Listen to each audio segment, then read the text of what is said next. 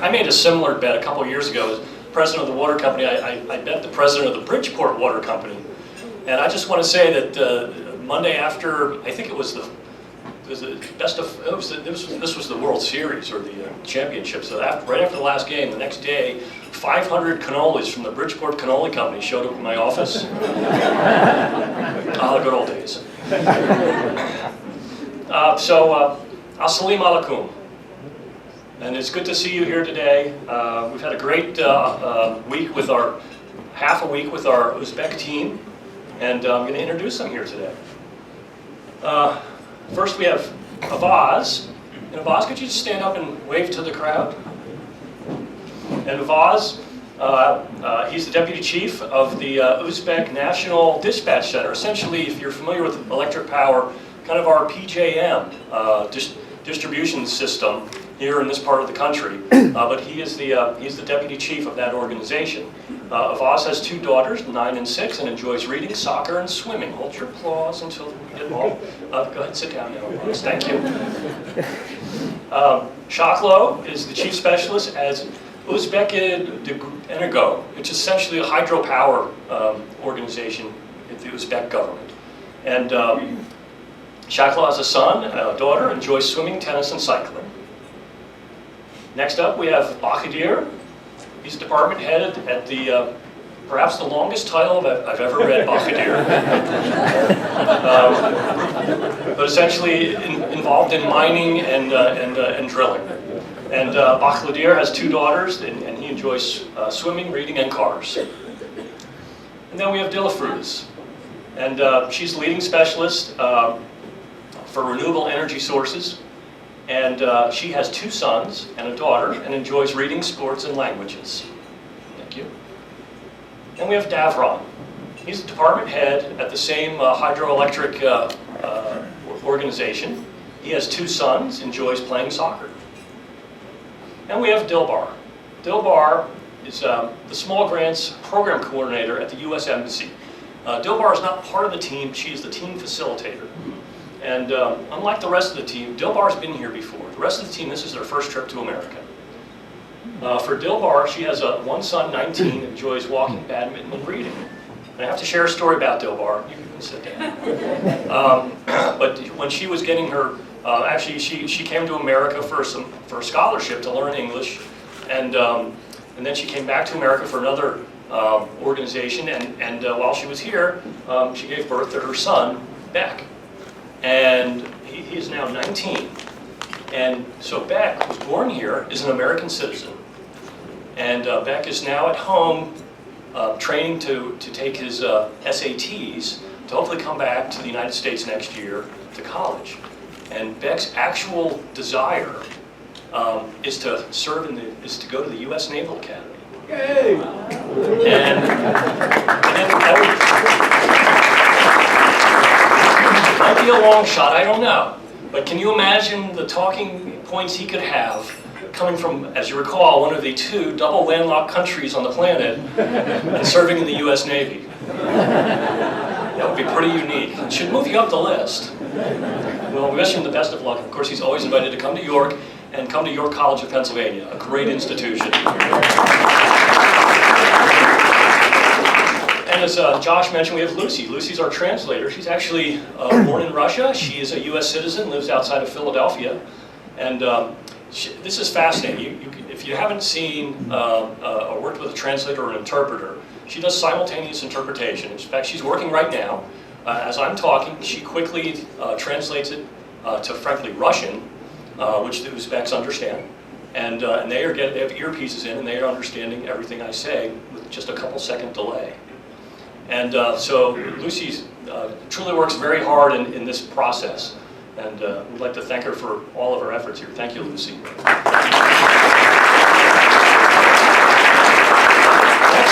Not only is it a challenge, but she has to be a technical expert too, because these are energy and water experts. So all the sessions we've gone to this week, we've met with and mostly energy folks, and so it's very technical language, and she has to kind of brush up on that and be prepared for it and be able to translate all those words effectively. She's done a great job. So first off, they flew in Friday night. Friday afternoon, we immediately whisked them off to a Revs game. And what a better way to kind of show Americana than come to a baseball game. And of course, we got to meet downtown. And then Saturday morning, we whisked them off. Now, this is, of course, you know, about 2 days after they flew halfway around the world. It's a 9-hour time difference. We went Saturday morning down to the Susquehanna River to a great event, the first annual Dam and Bridge Challenge. And we immediately got them on the water and into kayaks. And I had a great day. It's a great ice-breaking event there to get to know our new guests. Since then, we gave them Sunday off with their host families. And then Monday morning, we start the tour off the smelly side of York. We took them to the wastewater treatment plant, where we learned how we turn kind of waste into energy. And then right after that, we kind of drove up the hill, so to speak, to the incinerator. Again, another very smelly product, and turning waste into energy. We then, and just a shot of Lucy, we've got a van for the week, and Lucy does a great job kind of keeping our team up to speed. And then we also, on Tuesday, yesterday, we went to PJM. If you're not in the industry, those are the folks that manage our grid to make sure that the power is always on here in York and in, I think, 8 or 9 states. And a very informative tour at PJM. Then before I introduce Lucy to bring the team up, a quick comparison of Pennsylvania and Uzbekistan. And I hope we don't drill too far down in kind of the electric activities, although I'm very interested in energy and water. You guys maybe not so much. We'll see. But Uzbekistan is in Central Asia, and it's celebrating its 30th anniversary in 2021 after the demise of the Soviet Union. And it is 4 times the size of Pennsylvania. And if you overlaid it, that's what it would look like. The population difference. Pennsylvania has 13 million people. Uzbekistan is 2.5 times larger in population, has 32 million people. Drilling down just a little bit, but per capita electric usage in Pennsylvania, each one of you is responsible for about 4,000 kilowatt hours of electricity. In Uzbekistan, it's 1,650 kilowatt hours, if I read Avaz's slides correctly. So we use 2.5 times as much electricity as the average Uzbek. So that kind of averages out. So even though we've got a much smaller population, we both use about the same amount of electricity. Uzbekistan and the state of Pennsylvania use about the same amount of electricity per year. And with that, I will ask Lucy to come up and start the presentation. And Dilbar? Okay, go on.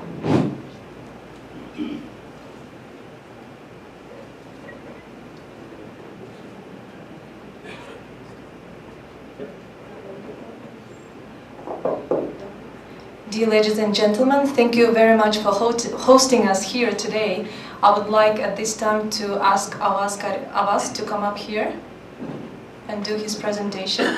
Lucy will be kindly interpreting the presentation. Once Avaz is done with his part, we can take questions, and I will go around the room with the microphone to you. If you have a question, just please raise your hand. And then Lucy will be translating as you will be asking your question, and that's how we'll do that. Thank you.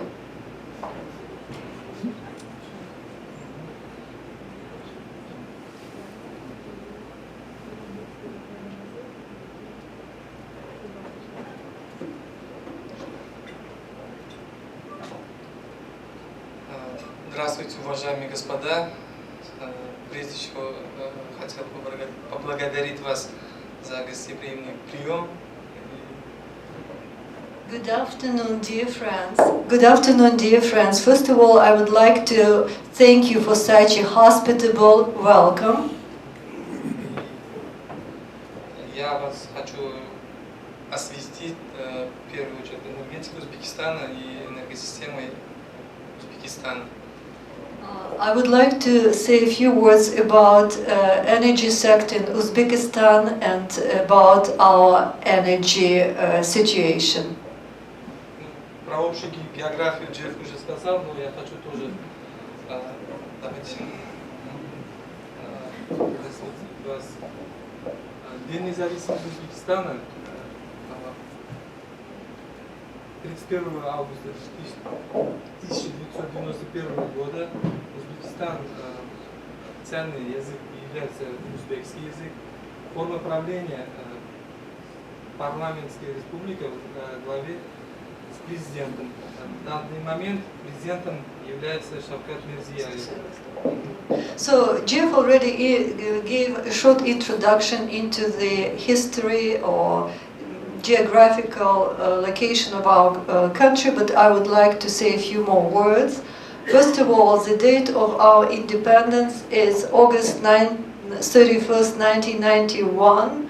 Our official language of the land is Uzbek.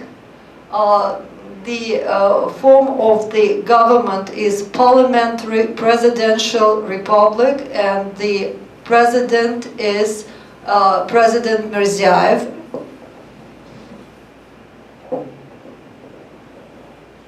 По религии у нас основные более 80% являются мусульмане, остальные православные христиане, и у нас зарегистрировано 16 религиозных конфессий. По территории Узбекистана является 56-й в мире, 448 тысяч квадратных километров. А население сейчас более 33 миллионов человек, это 51-е место в мире. There are different religions in the Republic of Uzbekistan. About 80% of Muslims live in the country, and 4% are the Russian Orthodox, and we have also about 16 different denominations in the country. Regarding our territory, we are the 56th largest country in the world, and our territory is 448,000 square kilometers, and there are about over 33.5 million people live in the country right now.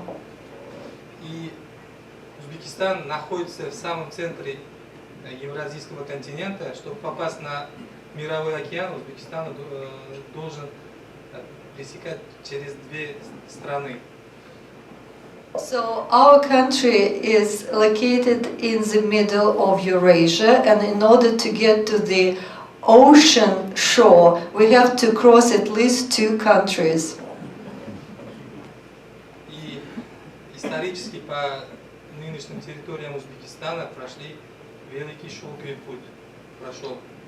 And if we go back into the history, then the Great Silk Road was going through the country.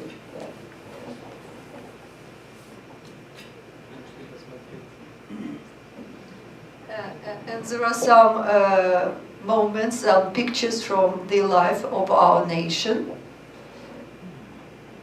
Теперь по энергетике Узбекистана. Энергосистема Узбекистана работает в синхронной зоне России, Украины, Беларуси, Молдова, Грузия, Азербайджан, Эстония, Латвии, Литвы, Монголии, Казахстана и Кыргызстана.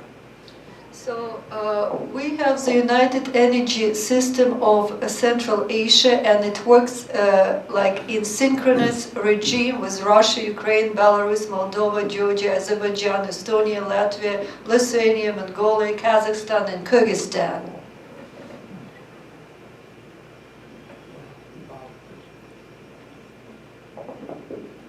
У нас до 2019 года вертикально интегрированная компания существовала в лице АО «Узбекэнерго». И первым шагом по либерализации энергосистемы Узбекистана эта энергокомпания разделена на мелкие компании по производству, по распределению, по транспортировке. Up to 2019, we had a vertical organized company in the energy sector. So everything was part of the government structure. But starting from 2019, we began the process of liberalization of the energy sector, and we divided the energy sector into 3 smaller parts, which will respectively deal with such functions as generation, transmission, and distribution and customer delivery. Энергосистема Узбекистана по номинальным параметрам, частота у нас не как в Америке 60 Гц, у нас 50 Гц, и номинальное напряжение, как вчера мы были в PCG, не так много номинальных напряжений электрического тока. У нас 500 киловаттные, 220 киловаттные, 110 киловаттные линии являются транзитными и также являются распределительными сетями от 200-200 киловатт до 6 киловатт. So, you know, we differ in our energy delivery system from US system. The frequency on our lines is not 60 Hertz, 50 Hertz, but also if we compare our transmission system and distribution system to the system in US, to PGM systems, we have different kind of voltage on our main lines. You have more breakdown in different voltage varieties than we do. And we have like 500 kilowatts, 220 kilowatts, 130 kilowatts, 35 kilowatts, and 6 from 10 kilowatts. But PGM has more variety of those breakdowns. За последние годы экономика Узбекистана бурно развивается, и спрос на электричество тоже растет. Это видно по этим графикам. Это здесь максимальный спрос электроэнергии за последние 10 лет. Как видно, в 2009 году у нас максимальный спрос, зимний максимум был примерно 7800 мегаватт, а вот в прошлом году, 19 декабря 2018 года, у нас максимальный спрос составил 10200 мегаватт. So the economy of Uzbekistan grows rapidly at the present time. So is the demand for energy. So if you look at this diagram, you can see that the demand for energy grew up significantly within the last 10 years. And if we look at this diagram, the blue color signifies winter consumption and orange summer consumption. If we go back in 2009, then winter peak consumption for energy was about 7,800, and as compared to the data for 2018, it was about 10,200.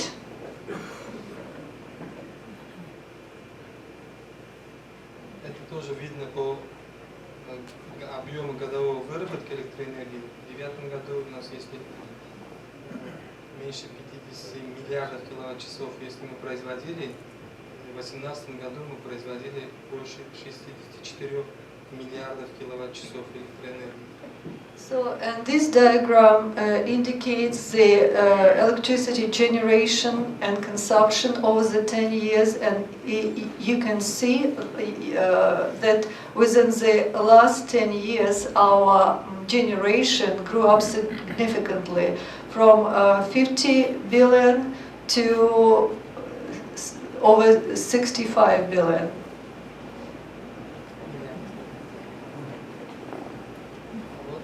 Kilowatt. Типичный график потребления, это зимний максимум 19 года, как видно, минимальное потребление у нас составило 7500 мегаватт, это в часах минимальных нагрузок, и пиковое потребление составило больше 10 тысяч мегаватт. So here you can see what is the pattern of consumption within 24-hour cycle during winter times, and minimum load is less than 8,000 and maximum load goes up to over 10,000.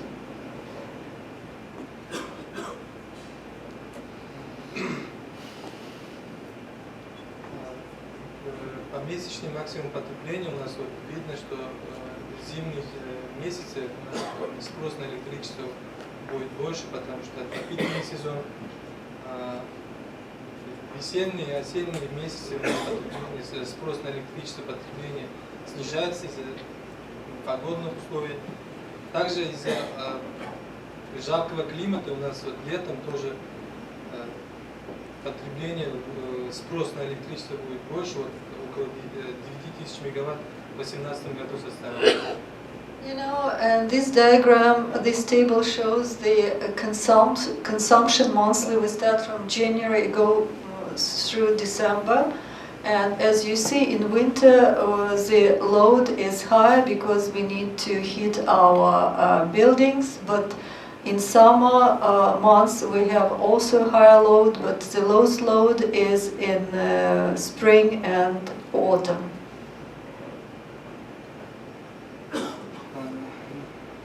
Теперь по электрическим сетям, вот, общая протяженность воздушных линий, магистральных линий, здесь нету распределителей сетей, составляет больше 9700 мегаватт, в том числе 500 киловаттных линий, 2004. И также у нас подстанции, 7 подстанций, 500 киловаттных есть, и дальше.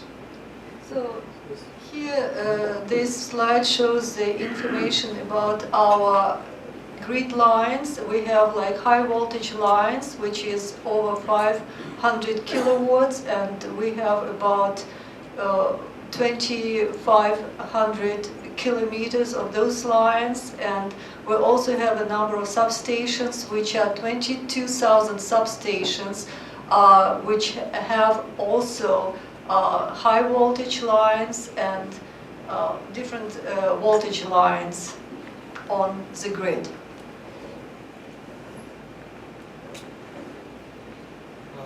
По установленной мощности энергосистемы Узбекистана, в данный момент установленная мощность всех электрических производителей составляет более 14 800 мегаватт, из них 86% тепловые электростанции, это 12 770 мегаватт, гидростанции установленной мощность 1907 мегаватт, это составляет примерно 13% общей установленной мощности, а также у нас есть независимые производители, мы называем блок-станции, их мощность составляет 133 мегаватта, около 1% установленной мощности. As you see here from this slide, it indicates our installed capacities of power plants in Uzbekistan, and let's say installed electrical power in megawatts. Total is over almost 15,810, which is 100% of our capacity, and there is a breakdown for thermal power plants, hydroelectric, block stations, and respectively they are 86% and 13%, and 0.9% are independent supplies. Это видно по диаграмме, 86%, 13% и 1% блок станций. And this pie diagram shows the breakdown of our different sources of energy, hydro, thermal and independent. По тепловым станциям, самой большой станция Сырдаринской ТЭС, больше 3000 мегаватт, и дальше вот у нас 10 тепловых станций. So we have, there are 10 major thermal power generation plants in the country. The largest one is the famous Serdarya thermal electric power station, and the rest are given here on the list. И самым большим генератором не только в Узбекистане и по всей Центральной Азии у нас 800-мегаваттный блок на Талимарджанской ТЭС имеется. So the largest capacity block in the entire Central Asia, which one block produces over 800 megawatts, is installed at the Telemadjarskaya hydroelectric station.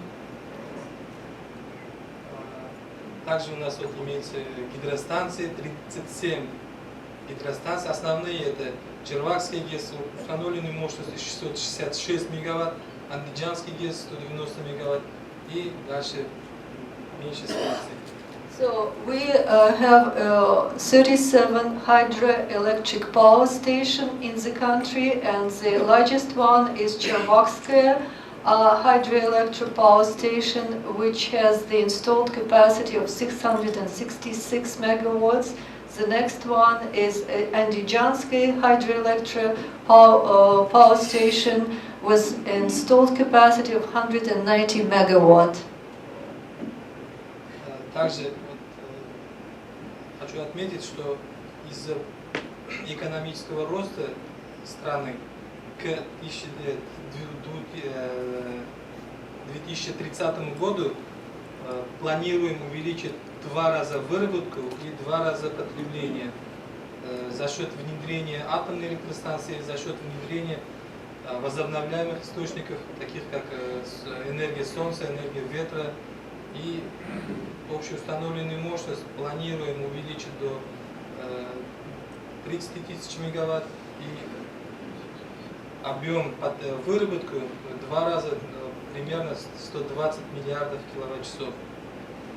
So I would like also to mention that due to the rapid economic growth in our country, by the year of 2030, we are planning to increase, to double our power generation, and also the consumption of power will be doubled as well.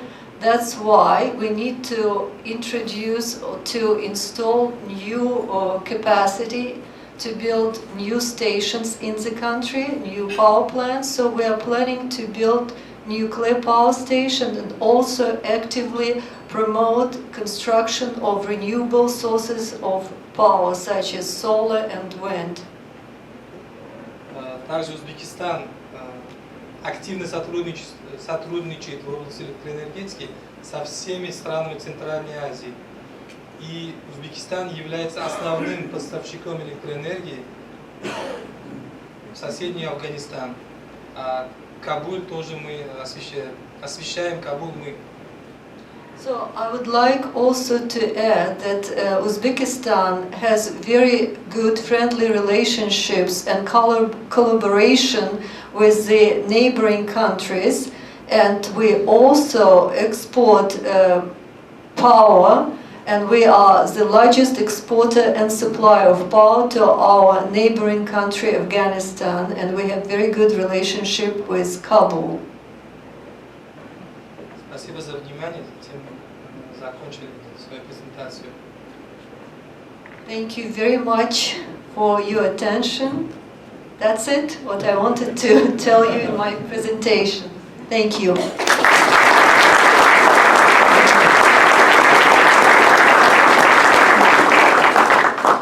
Thank you, Abbas. Dear ladies and gentlemen, we are ready to take any questions, not just about the power stations in Uzbekistan or hydropower or solar power development in Uzbekistan, but any questions about the country, culture, traditions, and so on.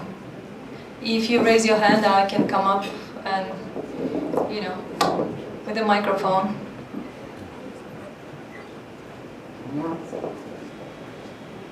So somebody raise their hand here. Yep. Jane. I'd like to ask Jeff and Avas to each explain one takeaway that you have learned from each other about a renewable energy resource strategy that each of you could use in your country.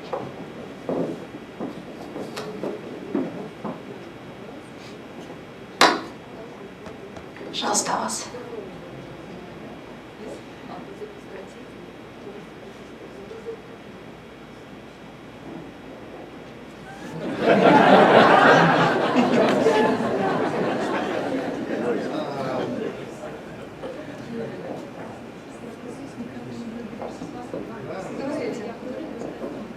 Вчера мы посещали PGM, Yesterday we visited PGM, и там мы узнали, что какие условия работы представляются производителям возобновляемых источников энергии.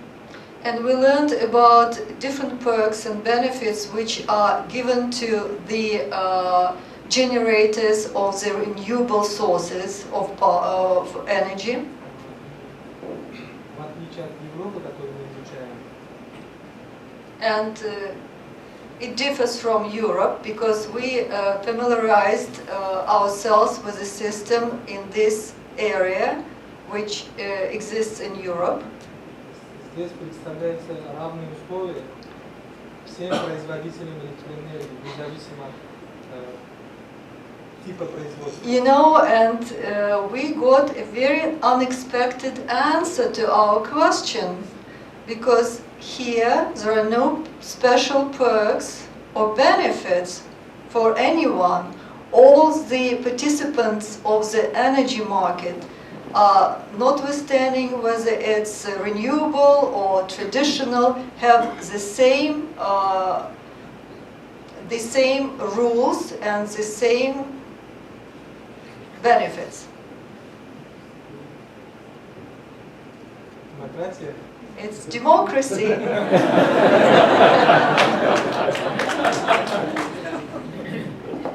Yeah, I think from our side, what he calls liberalization, we of course call privatization, and it is fascinating that PJM doesn't care. The next kilowatt, it goes to whoever generates it the cheapest, and that's helps kind of drive our costs down. But as far as green energy, that is done kind of at the state level, and they help provide credits to the energy suppliers, so that then gets worked into the price. As far as takeaways from Uzbekistan and their energy grid, very fascinated about its, I don't think it was 14 or 13 countries that they share their grid with, and how they, it's reassuring that they all get along so well that they're not cutting each other's energy off over minor issues. So that's very reassuring. Next question? I can do that part. What's the difference in the cost of energy and utilities between the United States and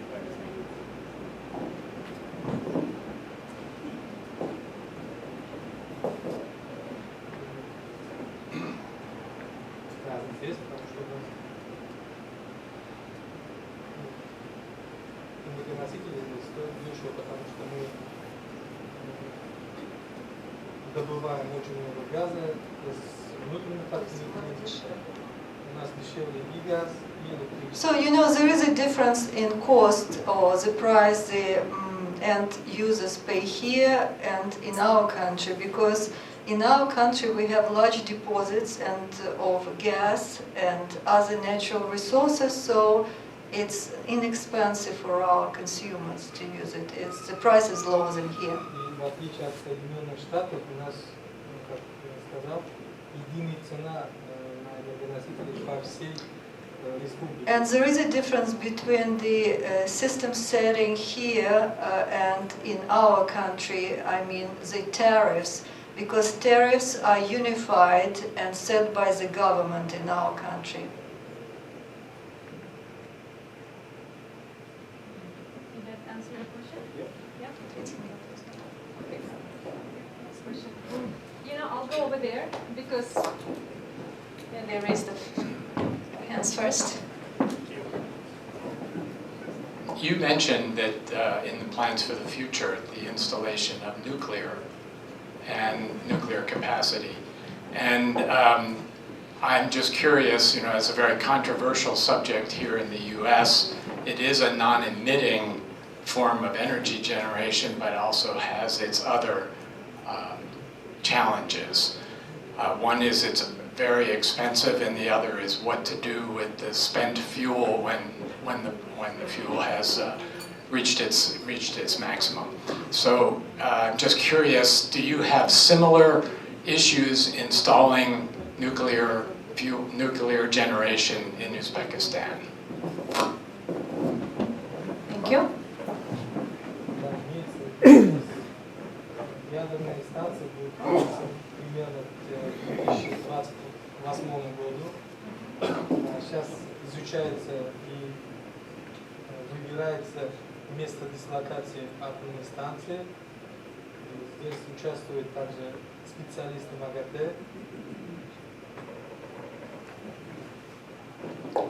So yes, we have similar concerns. That's why we're trying to approach this issue with all the consideration possible, and so we plan to build the nuclear station by the year of 2028, and we also now in the process of defining the location of the station in the country, and the representatives of nuclear authorities from the world participate in this process. И также соглашение подписано, и все отработанные ядерные топлива будет вывозиться из республики. Мы строим совместно с российскими партнерами атомной станции Росатом. Они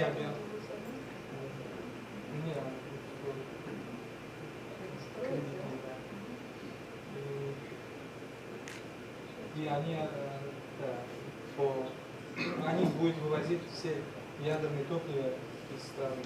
So, and now we, first of all, the nuclear power station will be built together in partnership with Russian Federation. Rosatom is our partner who will be building the station, and we already signed all the agreements that all spent fuel would be taken out of the country, and our partner Rosatom would be dealing with these issues. The spent fuel wouldn't stay in the country. Почему мы строим именно атомную станцию? Потому что я уже упомянул, что спрос электроэнергии к 2030 году увеличится надвое. И чтобы диверсифицировать производство электроэнергии по типам электростанций, необходимо строить, потому что сейчас видно, что 90% у нас производство электроэнергии мы сейчас на природном газе производим. So, we really need to build this nuclear power station, because, as I've already mentioned before, by the year of 2030, our need for energy will double, and at the same time, we need to diversify our sources of power generation. Right now, as it was presented in the slideshow, 90% of our power is generated at the thermal power plants, and we use natural gas, so we need diversification of this sector badly.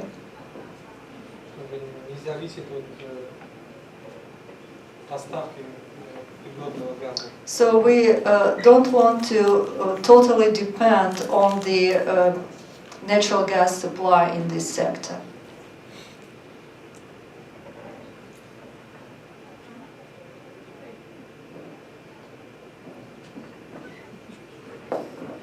We are out of time, and we're going to have some wrap-up comments, so please stay in your seats. All right.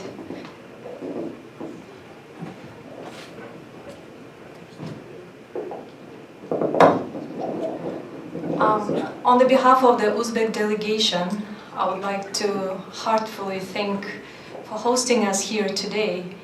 And a few words I would like to say that the United States played a very important role in my life when I was here in the United States winning a scholarship that the US government funded.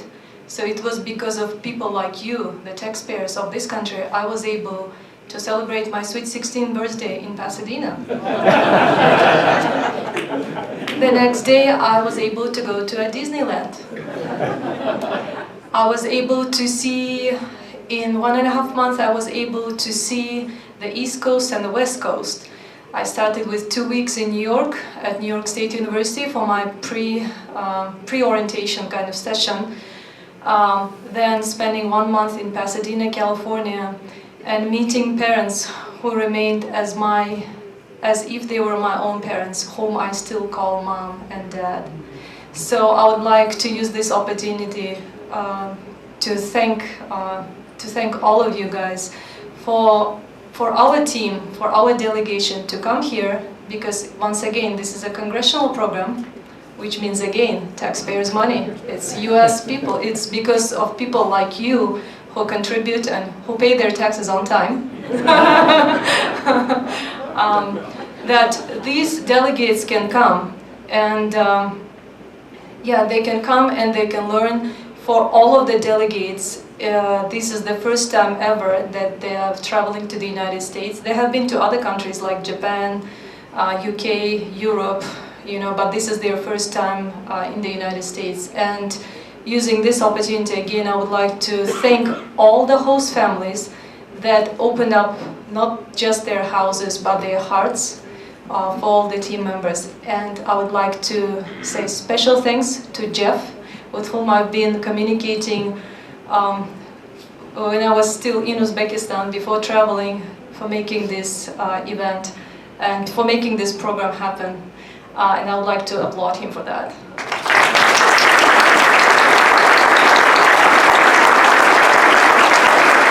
Jeff and Patty, they've been just wonderful. Yeah, last but not the least, you know, Uzbekistan is a very hospitable country. If whatever you learned here about the power supply, you know, please go, when you return back to your houses today, you could actually think of several things. Uzbekistan lies in the heart of Central Asia. So when you see heart, you can imagine. The heart of Central Asia is Uzbekistan. We are bordering south, we are bordering to the south, we are bordering Russia to the south, China to the east, and our main neighbors below us from our south is Afghanistan. But not to be mixed, Uzbekistan should never be mixed with Afghanistan, Pakistan, because this is Uzbekistan, this is completely different country, and I know that in the minds of many people, we're like one of the stan countries, and I like 5 stan, Kazakhstan, Turkmenistan, Tajikistan, you know, Kyrgyzstan, but there is only one Uzbekistan. Okay? So, Uzbekistan is a country of open, warm, kind people and very hospitable, and I think you can ask all your questions about the hospitality to Rebecca, mom of Josh, about their trip to Central Asia. I'm sure she would be more than happy to share about her experience. She just said to me a few words about you know, her trip and her experience in Uzbekistan, about which I was very happy to hear. And last but not the least, who would like to say thank you to Josh George, and would like to invite him here to give our gift. And I would like Bahadir, one of the team delegates, to come here and give a small token of appreciation from the team of Uzbekistan.